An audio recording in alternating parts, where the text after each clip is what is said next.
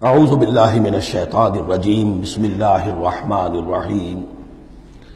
سورہ حدید سے قرآن حکیم میں جو مکی اور مدنی صورتوں کے 7 گروپ ہیں، ان میں سے چھٹے گروپ کی مدنی صورتوں کا آغاز ہو رہا ہے۔ یہ مقام اس اعتبار سے بہت اہم ہے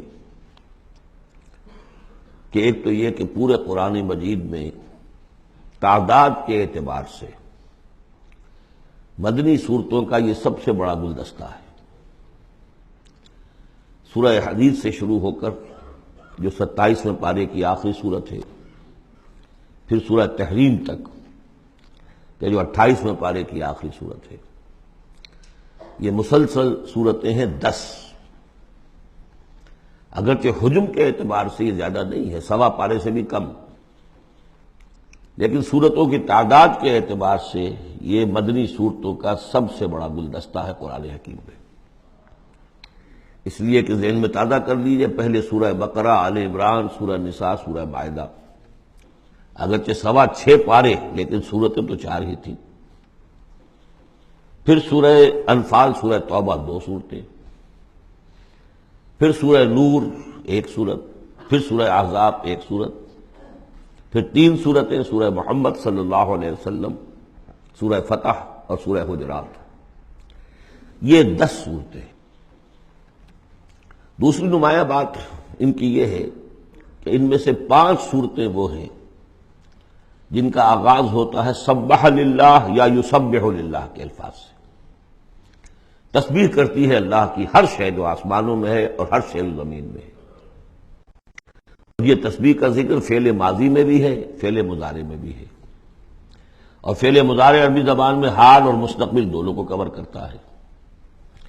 تو گویا کہ زمان و مکان کا پورا احاطہ ہو گیا کہ جو کچھ آسمانوں میں ہے اور جو کچھ زمین میں ہے وہ اللہ کی تسبیح بیان کر رہا ہے، ہمیشہ سے اب بھی کر رہا ہے اور ہمیشہ کرے گا۔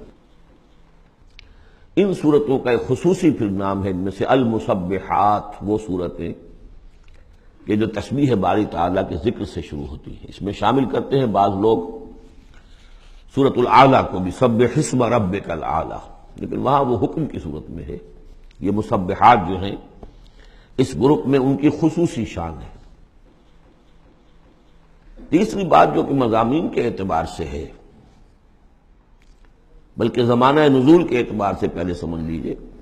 پہلی بات میں نے عرض کی کہ قرآن حکیم میں مدنی صورتوں کا تعداد سور کے لحاظ سے سب سے بڑا گلدستہ، ان میں سے 5 مسبحات۔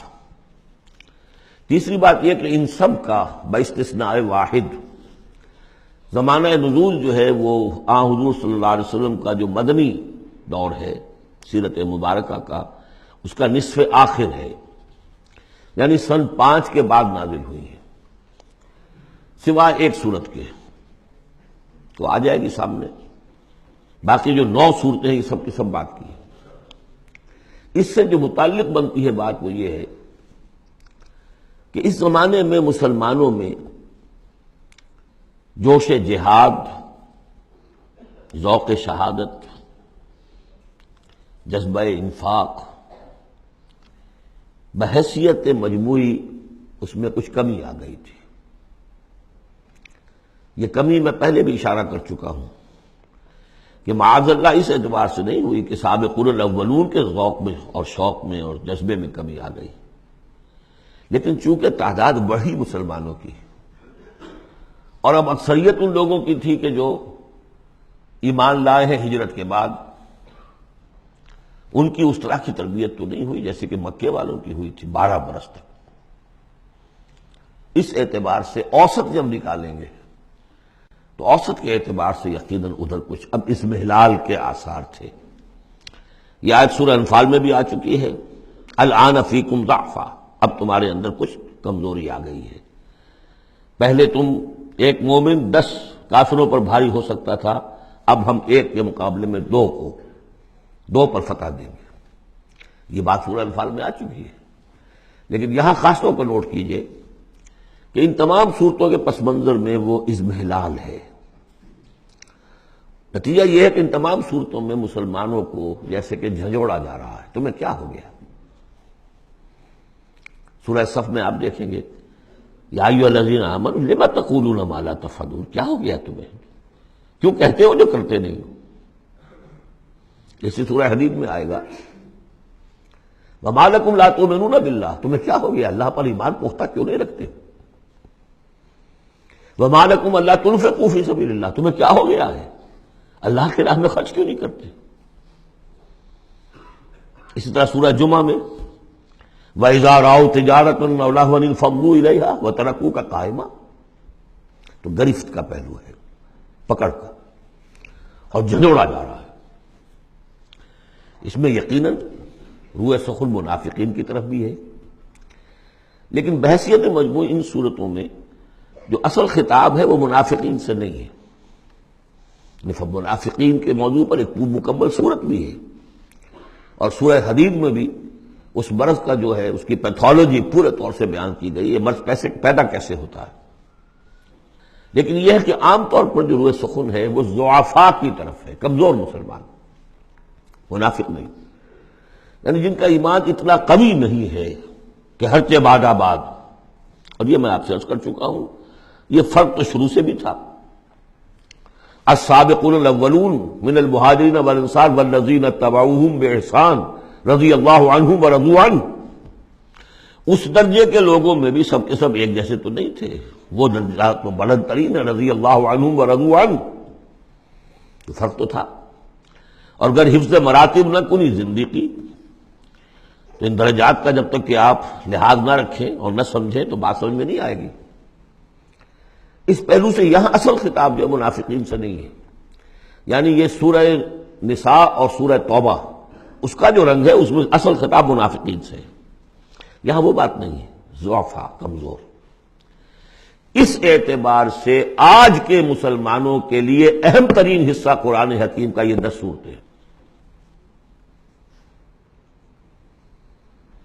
آج کا ایک مسلمان ان 10 صورتوں کو سمجھ لے جو گویا پورے قرآن کا خلاصہ اس کو مل جائے گا. ایک تو اس اعتبار سے بھی کہ جیسے میں نے عرض کیا نفاق کا مضمون آیا سورہ نساء میں، سورہ توبہ میں، اور بھی صورتوں میں آیا، سورہ قتال سے شروع ہو گیا. لیکن یہ کہ ایک چھوٹی سی صورت ہے 11 آیتوں کی اس مجموعے میں، سورۃ المنافقون، وہ خلاصہ ہے اس پوری بحث کا. ایمان کی بحث تو مکی صورتوں میں 2/3 قرآن مکی صورتوں پہ مشتمل ہے. اب اس میں التذکیر میں آلاء اللہ جو ہے وہ نکال دیجئے تو ساری بحث ایمان ہی کی تو ہے، توحید کی، آخرت کی، معاد کی، بعث بعد الموت کی، رسالت کی.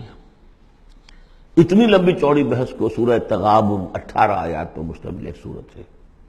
واقعہ یہ ہے کہ خلاصہ نکال دیا گیا، اتر کشید کر کے رکھ دیا گیا.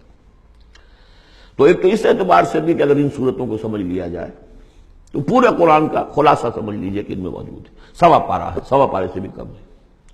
اور دوسرے اس اعتبار سے کہ آج جو ہم مسلمان ہیں تو ہم تو در حقیقت نسلی مسلمان ہیں کہ ہم چونکہ بائی ایکسیڈنٹ آف برتھ، ایک حادثہ ہے یہ، ہمارے لیے اس میں کوئی فیصلہ تو نہیں تھا کہ ہم مسلمان ماں باپ کے گھر پیدا ہوں گے. اس بات نن آف اوور چوائس،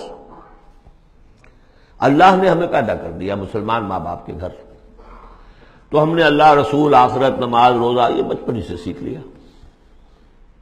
لیکن وہ ایمان، قلبی یقین والا ایمان، وہ تو شاذ ہی کسی کو نصیب ہوتا ہے. ڈھونڈ اب اس کو چراغ رخ زیبا لے کر. لہذا ہماری عظیم اکثریت اس وقت منافق بھی نہیں ہے، ہم دھوکہ دینے کے لیے تو نہیں ایمان لائے ہم، الحمدللہ منافق اس معنی میں نہیں ہے.